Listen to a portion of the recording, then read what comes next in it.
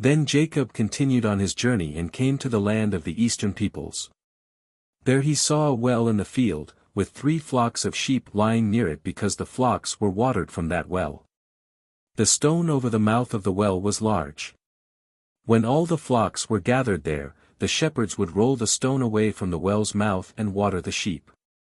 Then they would return the stone to its place over the mouth of the well. Jacob asked the shepherds, "My brothers, where are you from?" "We're from Haran," they replied. He said to them, "Do you know Laban, Nahor's grandson?" "Yes, we know him," they answered. Then Jacob asked them, "Is he well?" "Yes, he is," they said, "and here comes his daughter Rachel with the sheep." "Look," he said, "the sun is still high, it is not time for the flocks to be gathered. Water the sheep and take them back to pasture." "We can't," they replied, "until all the flocks are gathered and the stone has been rolled away from the mouth of the well. Then we will water the sheep." While he was still talking with them, Rachel came with her father's sheep, for she was a shepherdess.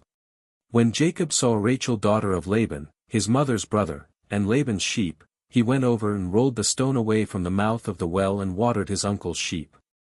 Then Jacob kissed Rachel and began to weep aloud. He had told Rachel that he was a relative of her father and a son of Rebekah. So she ran and told her father. As soon as Laban heard the news about Jacob, his sister's son, he hurried to meet him. He embraced him and kissed him and brought him to his home, and there Jacob told him all these things. Then Laban said to him, "You are my own flesh and blood." After Jacob had stayed with him for a whole month, Laban said to him, "Just because you are a relative of mine, should you work for me for nothing? Tell me what your wages should be." Now Laban had 2 daughters, the name of the older was Leah, and the name of the younger was Rachel. Leah had weak eyes, but Rachel was lovely in form, and beautiful. Jacob was in love with Rachel and said, "I'll work for you 7 years in return for your younger daughter Rachel." Laban said, "It's better that I give her to you than to some other man. Stay here with me." So Jacob served 7 years to get Rachel, but they seemed like only a few days to him because of his love for her. Then Jacob said to Laban, "Give me my wife. My time is completed, and I want to lie with her." So Laban brought together all the people of the place and gave a feast. But when evening came, he took his daughter Leah and gave her to Jacob, and Jacob lay with her. And Laban gave his servant girl Zilpah to his daughter as her maidservant. When morning came, there was Leah. So Jacob said to Laban, "What is this you have done to me? I served you for Rachel, didn't I? Why have you deceived me?" Laban replied, "It is not our custom here to give the younger daughter in marriage before the older one. Finish this daughter's bridal week, then we will give you the younger one also, in return for another 7 years of work." And Jacob did so. He finished the week with Leah, and then Laban gave him his daughter Rachel to be his wife. Laban gave his servant girl Bilhah to his daughter Rachel as her maidservant.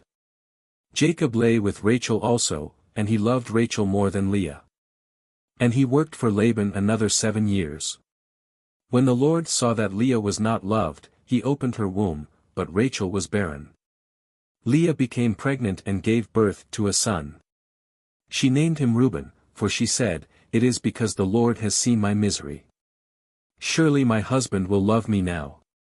She conceived again, and when she gave birth to a son she said, "Because the Lord heard that I am not loved, he gave me this one too." So she named him Simeon. Again she conceived, and when she gave birth to a son she said, "Now at last my husband will become attached to me, because I have borne him 3 sons." So he was named Levi. She conceived again, and when she gave birth to a son she said, "This time I will praise the Lord." So she named him Judah. Then she stopped having children.